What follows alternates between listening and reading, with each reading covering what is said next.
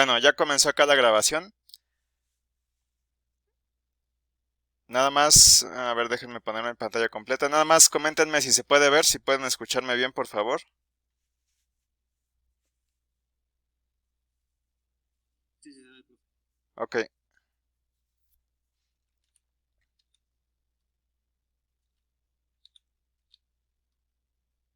ok. Bueno, vamos entonces a hablar, como les comentaba hace rato, de los procesos de empaquetamiento, de ensamblaje y de pruebas. Estos procesos se les conoce como procesos back-end y en realidad estos procesos son los que están menos maduros en la parte de tecnología MEMS. Y de hecho, es todo esto, aunque pueda parecer que es la última parte del proceso de fabricación, en realidad hay muchos casos reales donde esta parte del proceso de fabricación toma una gran cantidad, digamos, del costo total de la fabricación desde el MEMS, desde la parte inicial hasta la parte final. Entonces, vamos a ver dos casos, vamos a ver dos ejemplos. El primer ejemplo es el inciso A, donde tenemos el análisis de un sensor de presión. ¿En cuanto a qué? En cuanto a los porcentajes del costo total. Por ejemplo, en este primer caso de un sensor de presión, vemos que la parte de ensamblaje y de test se lleva el 64%. Más adelante les voy a explicar un poco más acerca de estos aspectos y del por qué esta parte del proceso de fabricación se lleva tanto presupuesto o costo al momento en que nosotros estemos fabricando.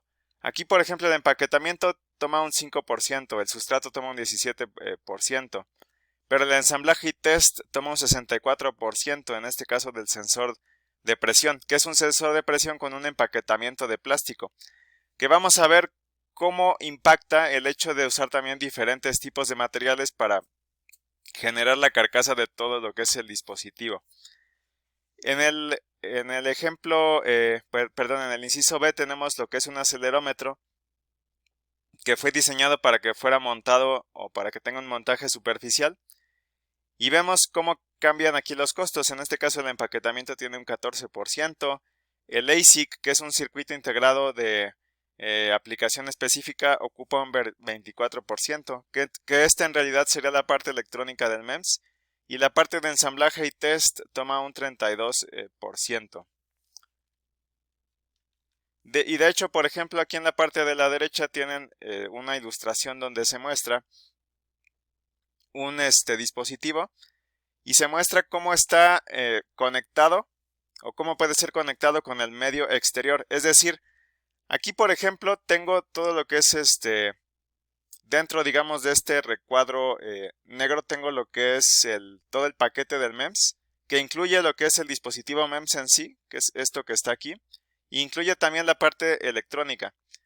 En este caso se escogió un enfoque híbrido de fabricación.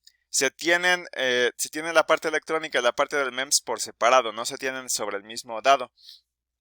Entonces, por ejemplo, hay que considerar cómo voy a conectar, como les comentaba en alguna clase anterior, cómo conecto lo que es la parte del chip del MEMS con la parte electrónica, y que en este caso, por ejemplo, se conectó a través de estos cables que están aquí. Entonces, estos cables sirven para hacer, digamos, comunicación de señales entre lo que es el chip del MEMS y lo que es la parte de la electrónica, el ASIC. Y también vemos que el MEMS y el ASIC tienen conexión hacia el exterior. ¿Por qué? Porque vemos que, por ejemplo, aquí salen unos cables que van conectados hacia estos pads. Que estos pads son los que dan la conexión eléctrica hacia el exterior del dispositivo. Y vemos que también del otro lado, donde está el chip del MEMS, se tienen unos cables que van conectados a estos pines, que estos pines a su vez pues van conectados hacia el exterior. Entonces, todo este empaquetado del MEMS, ya en conjunto con la parte en sí de lo que es el MEMS y la parte electrónica, se conectan hacia el exterior a través de todos estos pines que están sobre la orilla. Entonces, estos pines que están en la parte más exterior de este dispositivo, pues sirven para hacer esas conexiones eléctricas dentro de un sistema más grande, ¿no? Porque consideremos que todo este empaquetado se va a meter dentro de un sistema más grande, donde se van a conectar otro tipo de señales, como por ejemplo señales de alimentación o señales de comunicación, por ejemplo. Y bueno, todo este proceso de lo que es el empaquetamiento, el ensamble y el test tiene varios pasos. No siempre van a ser los mismos y no siempre se va a llevar el mismo orden. Aquí se está poniendo un ejemplo, pero no quiere decir que el proceso siempre se vaya a realizar de la misma manera. Esto en sí ya es la parte final de la fabricación del dispositivo. Entonces, no siempre tampoco se tienen esas fuerzas que se tengan que tener este mismo número de pasos. Puede cambiar, depende del tipo de dispositivo que estemos fabricando. En general, la tendencia que existe en la fabricación es que los fabricantes dicen, bueno, yo voy a tratar de que la mayor parte de estos pasos se realicen a nivel de la oblea. ¿Qué quiere decir? Cuando tenemos la oblea y tenemos fabricado, digamos, hasta un cierto punto el dispositivo, esta oblea contiene este mismo dispositivo, pero digamos que replicado entre comillas varias veces. Entonces, estos procesos a nivel de oblea quiere decir que se le aplican a todas estas copias del dispositivo que están aquí en la oblea. No, es decir, no se hace de manera individual, sino que se procesa todo de un jalón sobre esta oblea. Entonces, la preferencia de los fabricantes es hacer la mayor parte de estos procesos que están aquí a nivel de la oblea. ¿Por qué?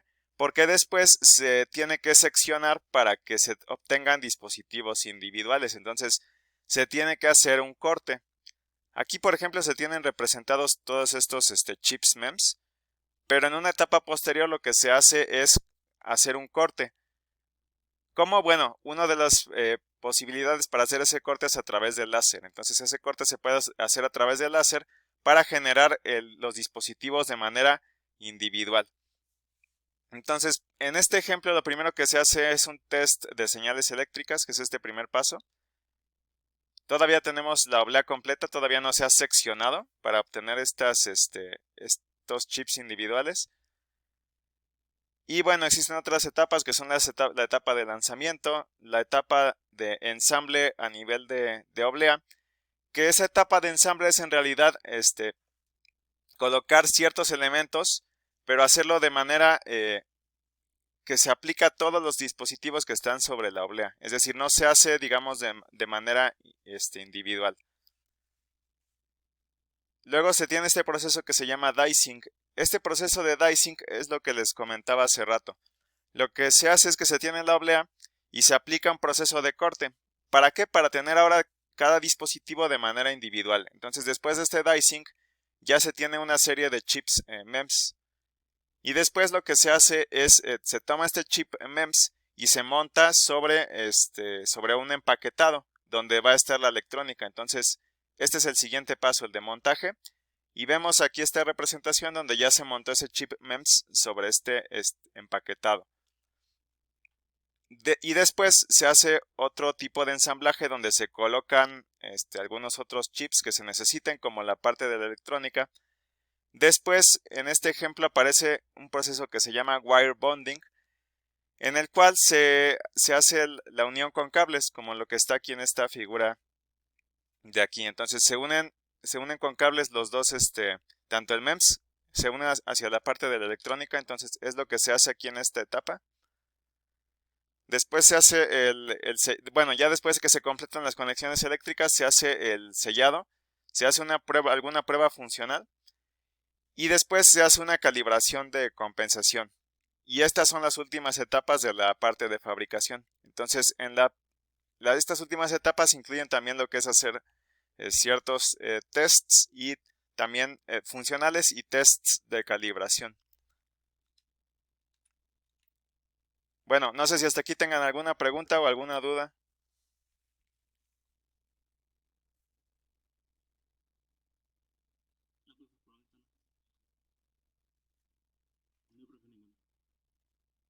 Ok.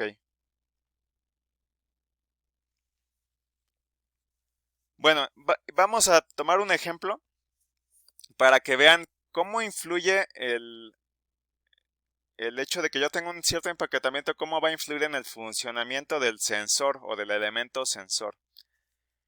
Y vamos a hacer primero un contraste. En la parte de fabricación de microelectrónica, el empaquetamiento es más o menos independiente del diseño de un chip que tenga, por ejemplo, un circuito integrado. Aquí no. Aquí el empaquetamiento puede tener una influencia muy significativa en el desempeño del sistema, en el funcionamiento. ¿Por qué? Vamos a poner como ejemplo un sensor. Vamos a poner como ejemplo un sensor eh, que trabaja en la parte fluídica, que me sirve como un sensor térmico. Entonces no sé, vamos a suponer que por ejemplo tenemos este elemento sensor. Déjenme marcarlo por acá. Tenemos este elemento sensor. Está circulando este fluido y la idea es a lo mejor medir la temperatura. Entonces se tiene lo que es esta temperatura de lo que es el fluido que va circulando a través de este dispositivo. Y tenemos esta temperatura que es TS, que es la temperatura de salida, que es la que a mí me interesa conocer. Entonces, pueden existir dos tipos de empaquetamiento. Uno es, bueno, vamos a nombrarlo, este va a ser el primero, donde se tenga este sensor, este elemento sensor directamente en contacto con el fluido. Y el otro caso que vamos a analizar es un caso donde se tiene este elemento sensor, pero ahora está protegido por una carcasa o por un estuche. Entonces lo que hacemos es proponer un modelado térmico, donde yo voy a considerar que va a existir una resistencia térmica y una capacitancia térmica. Entonces, este sensor yo lo voy a modelar con esta resistencia y con esta capacitancia térmica. Tengo una temperatura del fluido, entonces esta temperatura del fluido hagan de cuenta que es como si fuera el voltaje de entrada. Nada más que aquí en lugar de manejar voltajes vamos a tratar con temperaturas. Entonces se tiene una temperatura de entrada y se va a tener una temperatura de salida. Entonces, si nosotros obtenemos su función de transferencia, analizando el comportamiento de este circuito, que bueno, se me había pasado también explicarles aquí.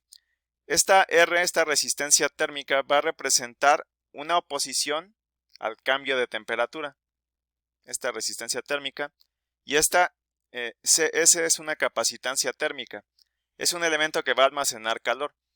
Entonces, si yo analizo este circuito, puedo obtener una función de transferencia. Y de hecho va a ser un sistema que se comporta como un sistema de primer orden. Entonces, al momento de sacar esta función de transferencia, tengo que la temperatura de salida sobre la de entrada, que es la temperatura del fluido, va a ser igual, a 1 sobre 1 más tau S, tau subíndice S por S, donde esta tau subíndice S va a ser una constante de tiempo y va a ser igual a la multiplicación de estos dos elementos, de la resistencia y de la capacitancia. Ese va a ser el primer caso. Entonces, en el caso en el que esté el sensor desnudo directamente en contacto con el fluido, se tiene un sistema de primer orden. Ese sería su funcionamiento. Vamos a ver el segundo caso. En el segundo caso tenemos que el elemento sensor está encerrado por esta carcasa. Entonces vamos a tener que considerar, en nuestro modelado vamos a tener que considerar dos elementos adicionales, que van a ser esta resistencia y esta capacitancia térmica. Entonces estos dos elementos corresponden a lo que es la carcasa, y estos dos elementos son los elementos que ya teníamos antes, que son los elementos que corresponden al sensor. Entonces aquí lo que se tiene que hacer es, otra vez se hace el análisis del circuito. Considero que esta TF se comportaría como si fuera un voltaje de entrada, y tengo esta TS que es como si fuera un voltaje de salida. Entonces yo tengo que de alguna manera analizar o relacionar estas dos variables, la variable de entrada con la de salida, y obtener una función de transferencia. Que en este caso lo que sucedería entonces es que al momento de sacar esa función de transferencia voy a obtener un sistema de segundo orden. Entonces ustedes que ya han visto el comportamiento de este tipo de sistemas saben que el comportamiento de un sistema de primer orden es diferente de uno de segundo orden. Van a tener características de respuesta diferentes.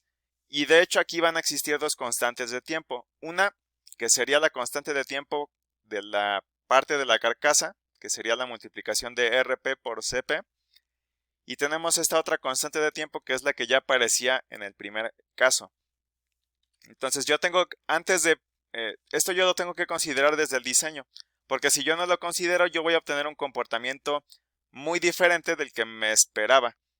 Por el simple hecho entonces de que se añadió esta carcasa sobre el elemento sensor, se modificó el comportamiento del sistema. Pasamos a tener un sistema de primer orden a un sistema de segundo orden.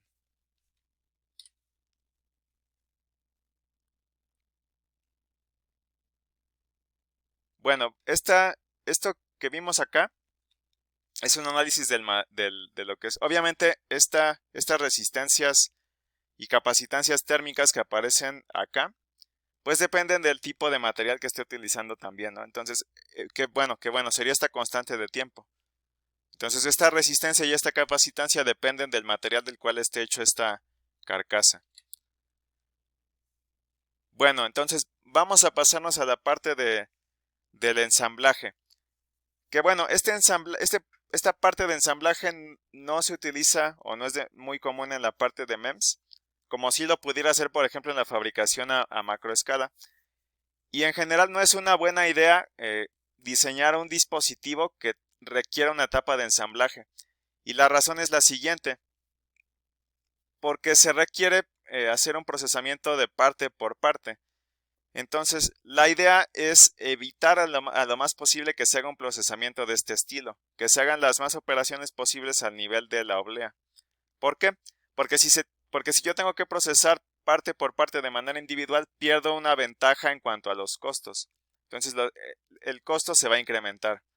La idea entonces es que cuando se diseña un dispositivo MEMS, se evite tener una etapa de ensamblaje en la medida de lo posible. Y de hecho, por ejemplo, lo que se hace aquí, bueno, otro aspecto que involucra el ensamblaje es cómo voy a acoplar el dispositivo MEMS con el resto de los elementos. En este caso tengo que considerar, en esta parte tengo que considerar lo que es, entonces, algo que les comentaba anteriormente, cómo vamos a interactuar con otros, cómo va a interactuar el MEMS con otros sistemas. Entonces, una de las soluciones que existe en la fabricación de los MEMS es que se tiene, por ejemplo, este encapsulado donde se tiene el MEMS completo.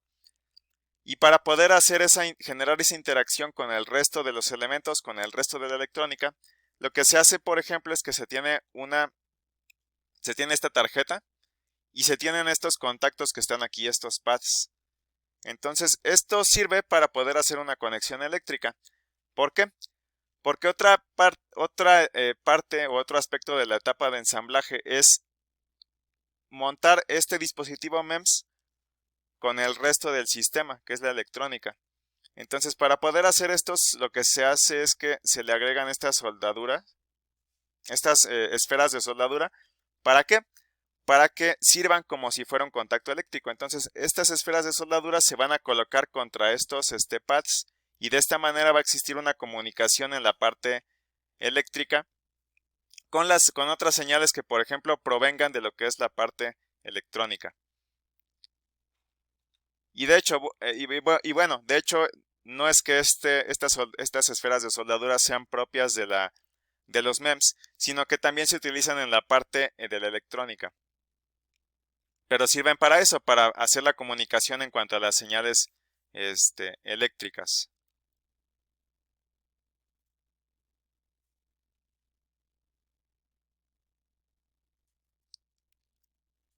Bueno, dentro del mismo, digamos, paquete del MEMS, donde ya viene el dispositivo junto con la electrónica, se puede usar también, o existen empaquetamientos que se le llama in-package. Entonces, este empaquetamiento lo que hace es unir la parte MEMS y la parte electrónica a través de cables.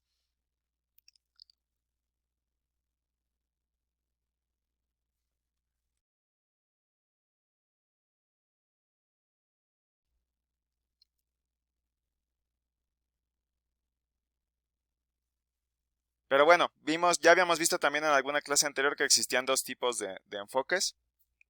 Existe otro enfoque aparte de este que bueno, a esta a este enfoque donde se une a la parte MEMS con la parte electrónica con cables, a esto se le llama System in Package.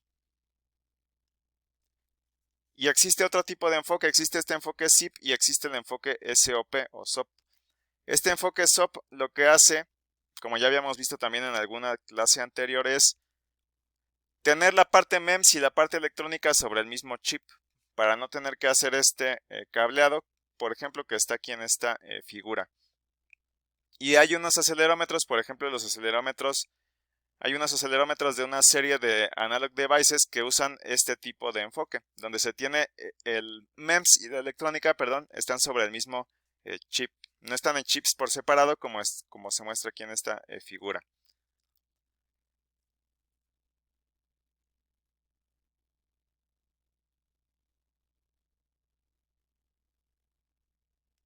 Entonces, bueno, yo les comentaba también que se trata de no ocupar una etapa de ensamblaje en la fabricación de los MEMS, pero se han propuesto diferentes sistemas de ensamble.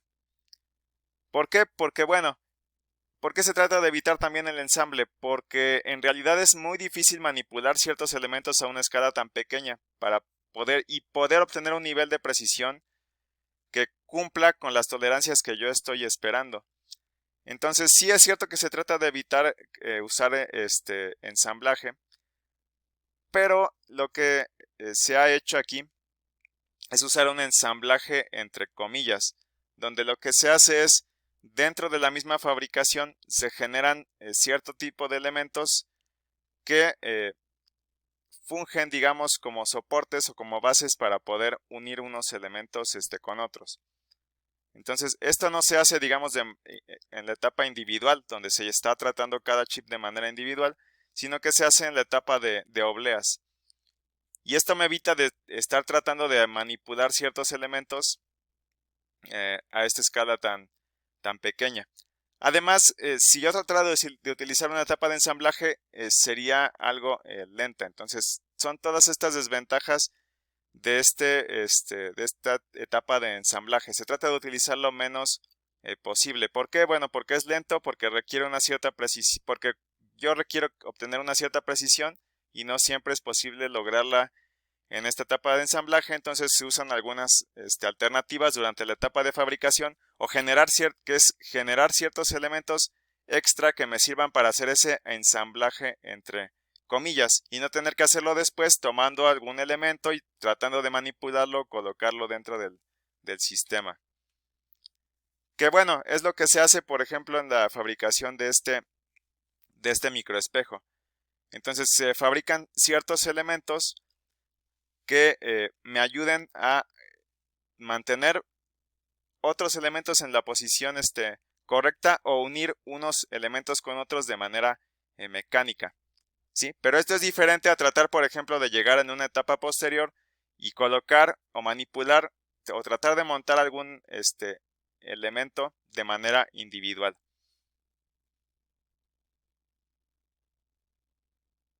Entonces, bueno, esto que les comentaba que se hace aquí en este espejo es un caso.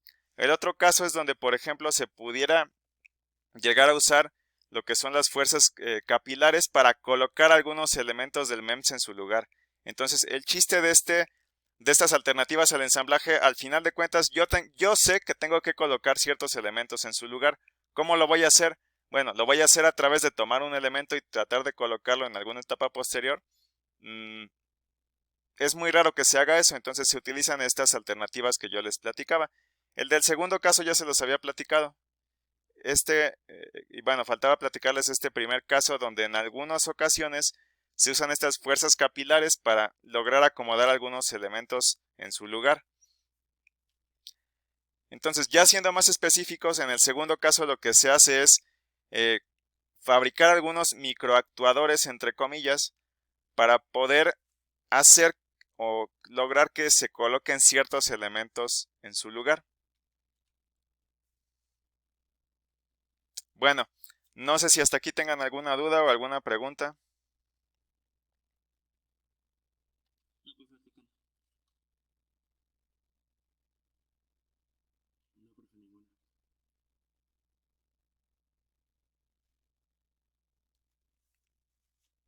Ok.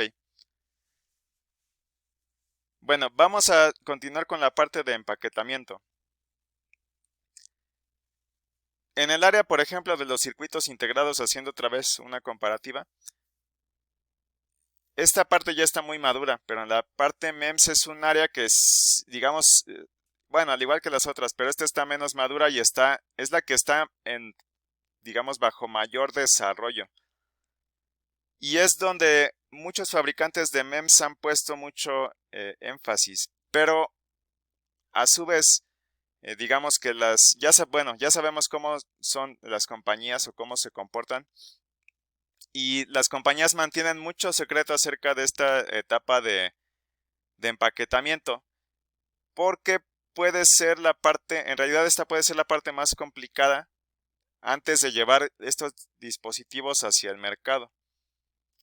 Sin embargo, sí existen ciertas similitudes entre la parte de empaquetamiento, por ejemplo, de un circuito integrado al empaquetamiento de un dispositivo MEMS. Entonces, la idea del empaquetamiento es primero dar un soporte mecánico para que se pueda integrar el MEMS con algún otro sistema, darle protección también. ¿Protección de qué? Bueno, del polvo, de esfuerzos, de impactos, de la humedad, la corrosión, etcétera.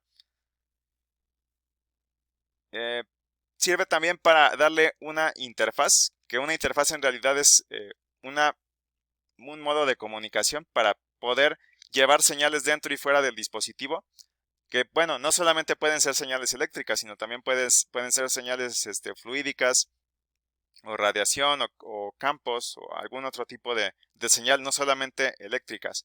Y también el propósito del empaquetado es tener una disipación de calor, que el calor se extraiga adecuadamente hacia el medio ambiente. Entonces, ese es otro objetivo del empaquetamiento.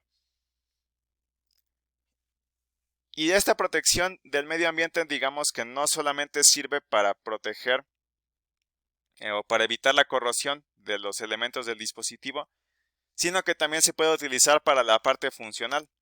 ¿A qué me refiero con esto? Se puede usar, por ejemplo, bueno, vamos a pensar en algún sensor de presión. Entonces, se requiere tener un encapsulado hermético para proteger de la contaminación. Eso ya es obvio. ¿Por qué? Porque uno de los objetivos del empaquetamiento es proteger al dispositivo de ciertos elementos externos que pudieran dañarlo o disminuir su vida útil. Pero también este encapsulado hermético va a tener una función para el dispositivo en sí. Que por ejemplo este es un sensor de presión. Entonces un sensor de presión necesita una presión de referencia. Entonces este encapsulado hermético me va a proveer esa presión de referencia. Entonces este es un ejemplo donde el empaquetamiento no solo cumple ese propósito, digamos, de proteger de los elementos externos al MEMS, sino también de darme una funcionalidad o proveerme de un aspecto funcional, que en este caso es darme una presión de referencia.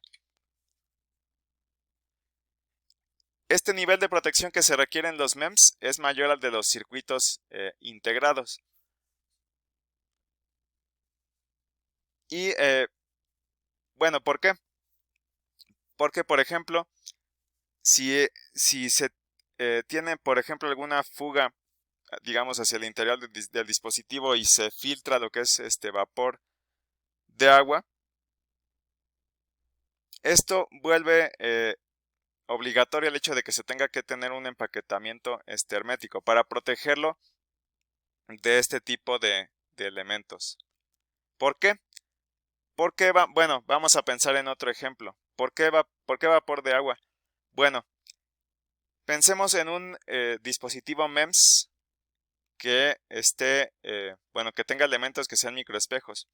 Entonces, el hecho de que se filtren gotas de agua va a provocar ciertos defectos en el funcionamiento del dispositivo que se volverían inaceptables. Entonces, no sirve de nada tener un dispositivo fabricado si al final yo no consideré el empaquetamiento hermético, voy a tener filtración de agua y el dispositivo no va a poder funcionar correctamente. Entonces, esa es una de las razones por la que necesito hacer obligatorio este empaquetamiento hermético en ciertos dispositivos. para evitar defectos en el funcionamiento del dispositivo. Dentro de este proceso de empaquetamiento se tiene que considerar también que el MEMS necesita interactuar con el ambiente externo. ¿Qué significa esto? Que se requiere generar una interfaz con el medio ambiente, una manera de comunicarme con el medio ambiente. Y necesariamente esta interfaz tiene que ir desde adentro del dispositivo hacia afuera. Que bueno, no siempre es necesario generar esta interfaz. ¿En qué casos no es necesario, por ejemplo? Bueno, pensemos en un acelerómetro o algún otro tipo de sensor inercial como un giroscopio. En este caso, el giroscopio o el acelerómetro puede estar sellado completamente, no requiero tener una interfaz directa con el medio ambiente, porque al estar sellado el dispositivo, yo puedo medir aún así la magnitud que requiero, la aceleración o el desplazamiento, velocidad angular. No necesito tener una comunicación con el medio ambiente para medir esta variable. ¿Por qué? Porque toda la estructura que ya está de manera interna ya me sirve para medir esa variable que yo requiero. Pero pensando, por ejemplo, en el área biológica o en el área química donde tenga MEMS que sean sensores en estas áreas, en estos casos sí, estos sensores deben de estar expuestos a ciertos fluidos o químicos o sustancias. Entonces aquí la tarea es más compleja, porque yo tengo que pensar cómo voy a hacer para que estos sensores interactúen con esos fluidos, pero a su vez resguardar el dispositivo de otros elementos externos que pudieran afectar o dañar a mediano o a largo plazo el funcionamiento del dispositivo.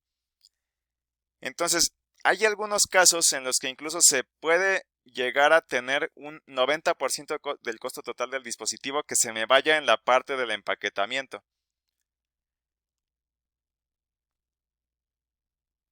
Entonces no existe una solución universal en la que tú digas, ah, bueno, pues sabes que yo utilizo este tipo de material y este tipo de diseño y se acabó. No, más bien lo que se hace aquí es, dentro de la etapa del diseño se considera cuál es el dispositivo en específico con el que se está tratando el sensor y se diseña una solución en particular.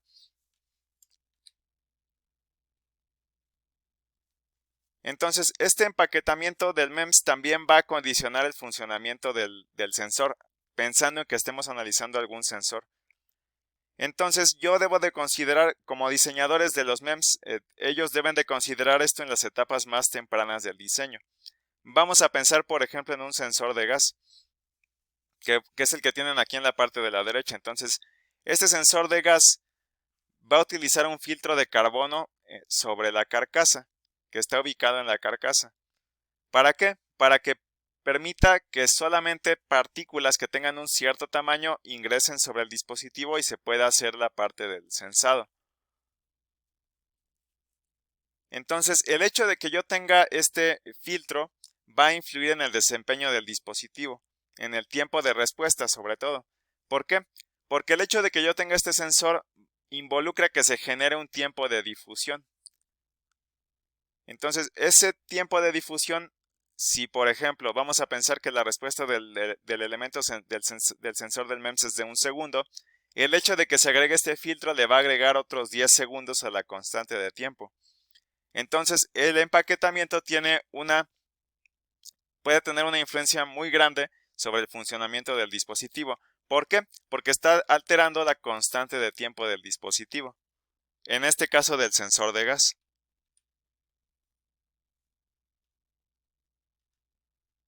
Bueno, no sé si hasta aquí tengan alguna duda o alguna pregunta. No, por el momento no. No, porque no. Ok.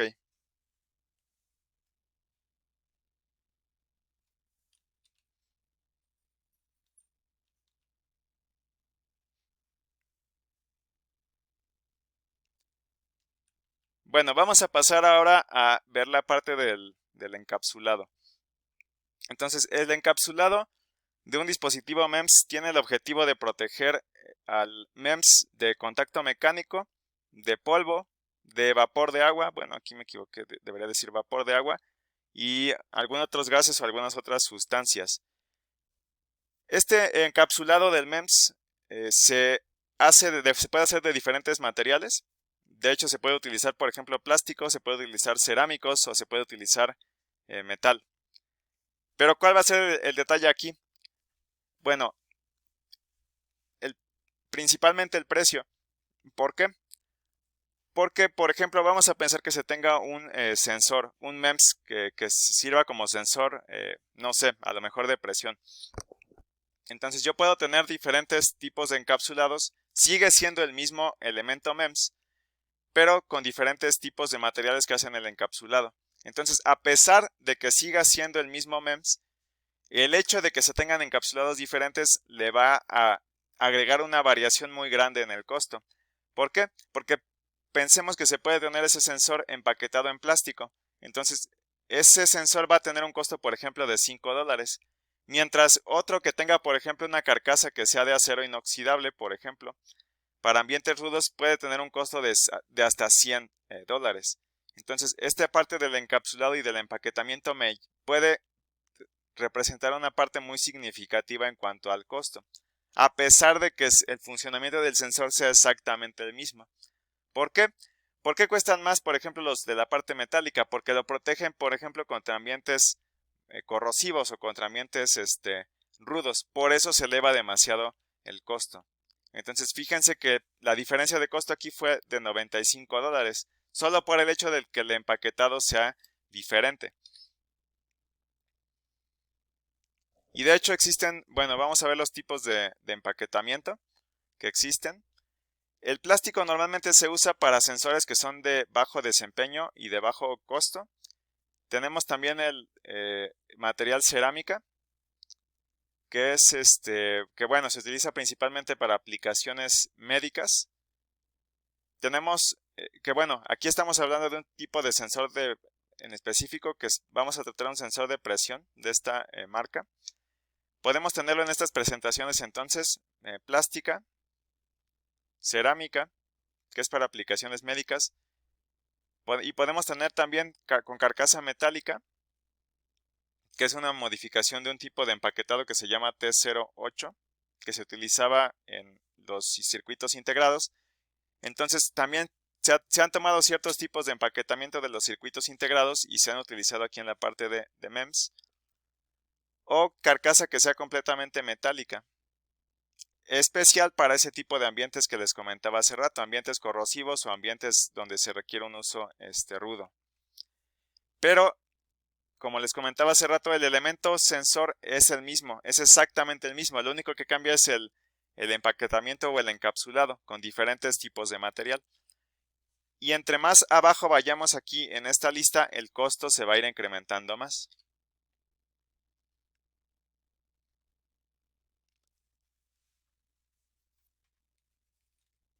Y bueno, otro aspecto que tengo que considerar en el encapsulado es que hay MEMS que van a tener partes móviles. Entonces, en ese caso, en la etapa de encapsulado yo debo de garantizar que no se vayan a bloquear esas partes móviles durante el proceso de encapsulado. En las primeras etapas de fabricación de MEMS se usaron dos tipos de empaquetado, que son los que pueden ver acá en la figura de la derecha. Un empaquetado se llama TEO, que es este que tienen aquí, y al otro tipo de empaquetado se le llama SERDIP, que es este empaquetado que está por acá. Estos fueron los empaquetados que se usaron inicialmente. Posteriormente se empezaron a generar empaquetados a través de procesos de inyección de plástico.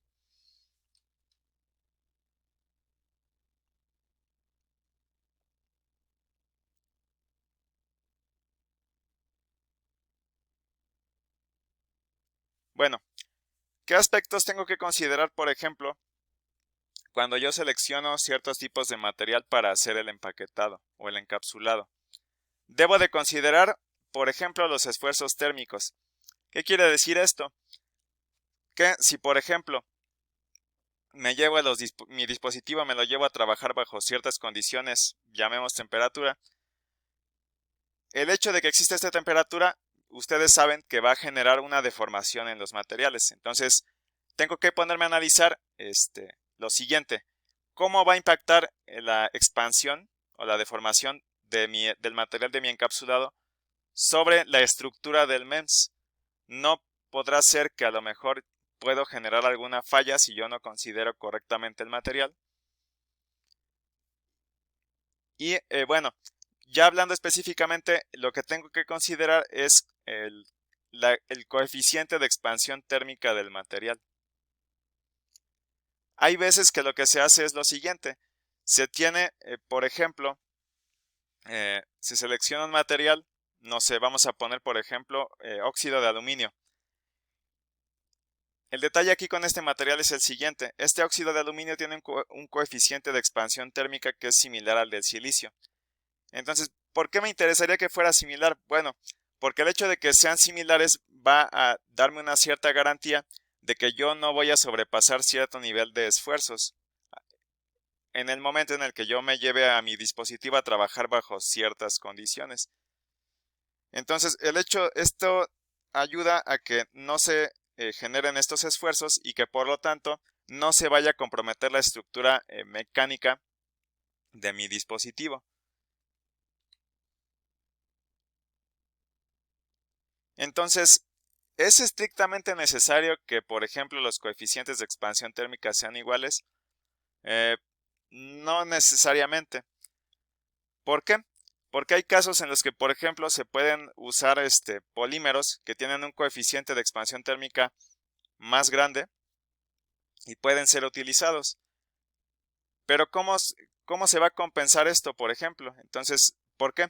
¿Por qué les comento esto? Porque vamos a suponer que yo uso un polímero para hacer el encapsulado. Entonces, el polímero tiene un coeficiente de expansión térmica diferente al del silicio, por ejemplo. Yo me tengo que poner a pensar en lo siguiente. Bueno, si yo utilizo algún polímero para el encapsulado, ¿puedo generar algún esfuerzo que comprometa la estructura?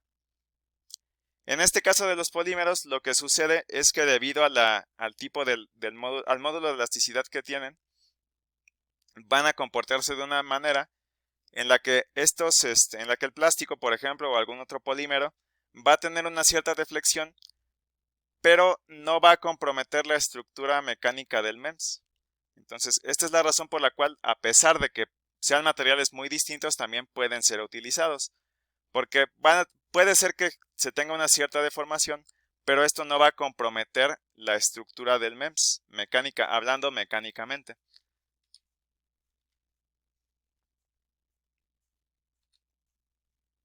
Bueno.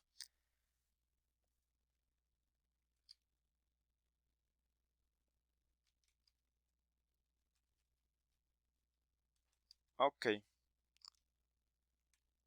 Bueno, vamos a pasar ahora a ver un ejemplo de lo que es esta parte del encapsulado. Primero se hace una etapa de pre-encapsulado, que lo que se hace en esta etapa es lo siguiente: se toma una oblea. Bueno, vamos a marcarlo por acá. Se tiene una oblea del MEMS y se tiene una oblea que puede ser de vidrio o de silicio. Y bueno, esta oblea sirve para hacer una primera etapa del encapsulado. ¿Por qué? Porque me va a ayudar a mantener la integridad del MEMS durante el empaquetado. Entonces, lo que se hace por acá es lo siguiente. Tenemos esta oblea tapa, que la voy a marcar con este número 2. Entonces, esta oblea tapa primero digamos, se hace un grabado, se hace una etapa de grabado sobre esta oblea, donde se generen cavidades que correspondan a los MEMS que están aquí abajo, o se generen agujeros. Entonces pueden ser cualquiera de las dos, que permitan tener un acceso al medio ambiente. Entonces, y después, lo que se hace después de grabar la segunda oblea es alinear ambas obleas y ensamblarlas juntas.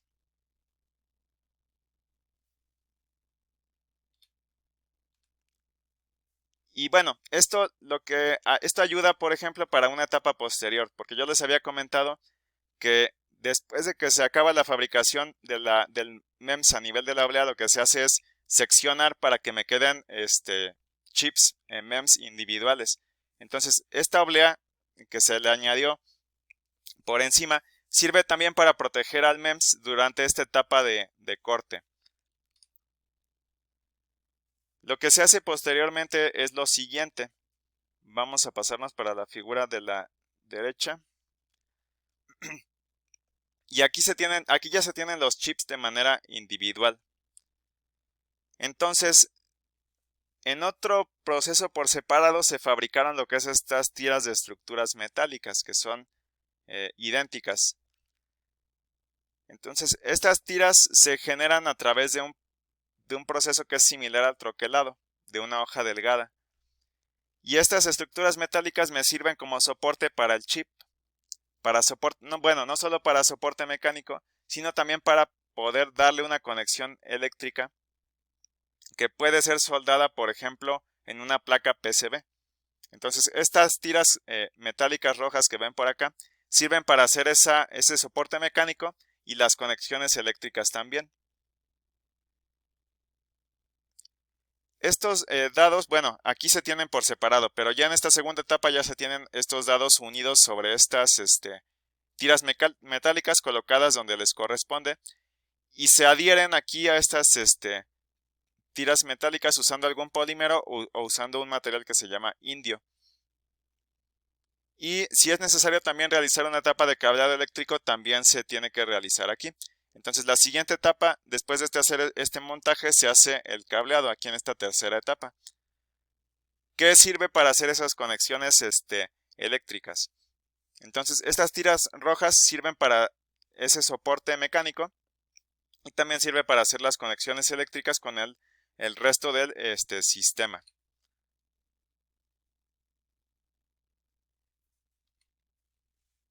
Entonces, una vez que se tienen ya una vez que ya se hizo el cableado, lo que se hace es colocar, y lo pueden ver aquí se tienen colocadas estas estructuras metálicas donde ya está el chip del MEMS añadido, y lo siguiente es aplicarles una etapa de encapsulado.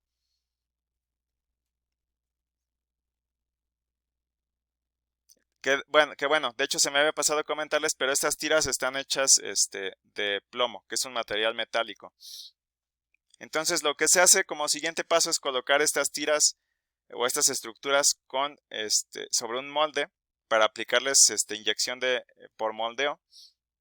Entonces se van a colocar sobre estas cavidades, ya se colocaron estos dispositivos o estas tiras sobre estas cavidades que ustedes pueden ver acá en la ilustración. Y después un material, un monómero se calienta por encima de una temperatura que se le llama temperatura de transición vítrea, que se los voy a dejar que lo investiguen. Y después se empuja a través de un pistón para que se mueva para que rellene estas cavidades, que es esta segunda etapa que está por acá. Entonces se calienta este material y se empuja con este pistón de tal manera que se rellenen estas cavidades que ustedes pueden ver aquí. De tal manera que los chips queden recubiertos.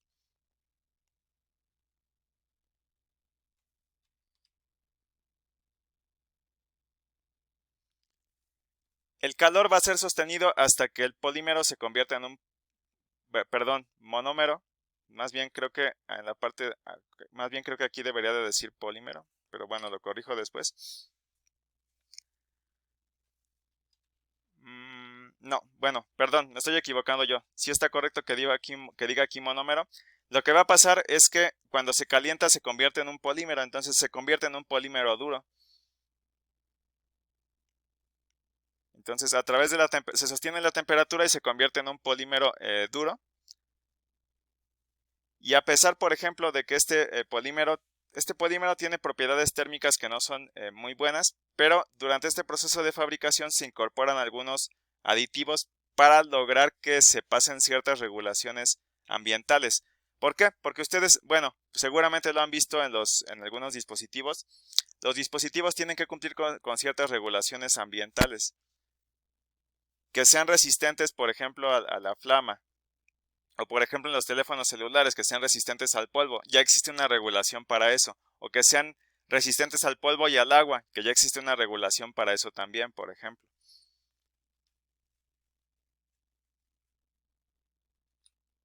Bueno, y entonces con esto cerraríamos entonces esta sesión. No sé si tengan alguna duda o alguna pregunta final de lo que vimos. No, todo bien, profe. Ok, No, parece que no, profe. ok. Bueno, entonces voy a pausar hasta acá la